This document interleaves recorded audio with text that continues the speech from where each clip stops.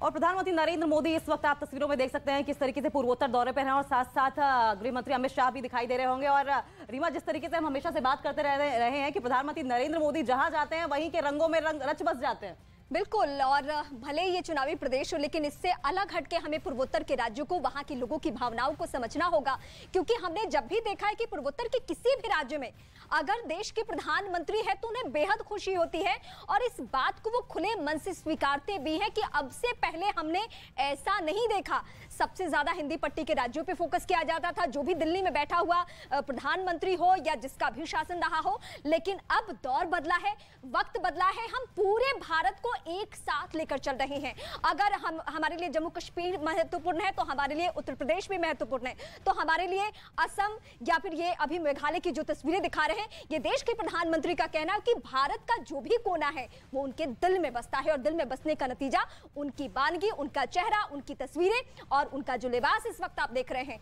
ऐसा लगता है मानो पूर्वोत्तर के किसी राज्य से प्रधानमंत्री आते हों। और रीमा, इससे पहले भी जिस बात का आपने जिक्र किया था कि सिर्फ इसीलिए नहीं क्योंकि यहाँ पर चुनाव होना है, हमेशा प्रधानमंत्री नरेंद्र मोदी कैसे यहाँ के लोगों का ख्याल रखा जाए, और इसीलिए आप देखिए आज भी जब वो इतनी सारी सौगात वहाँ के लोगों को देने जा रहे हैं तो वहाँ पर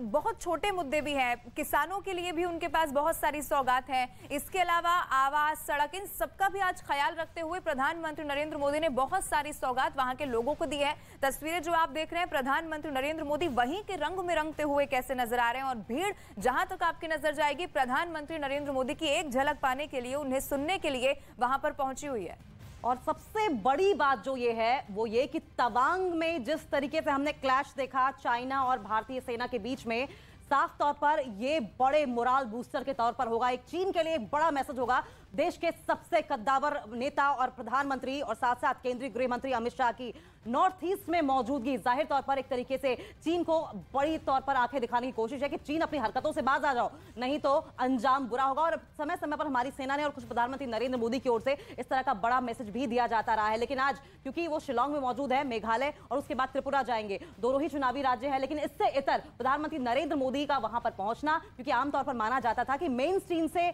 नॉर्थ ईस्ट कोसों दूर रहा है, लेकिन अब क्योंकि प्रधानमंत्री नरेंद्र मोदी वहां पर हैं, मोराल बूस्टर के तौर पर उनकी मौजूदगी वहां पर देखी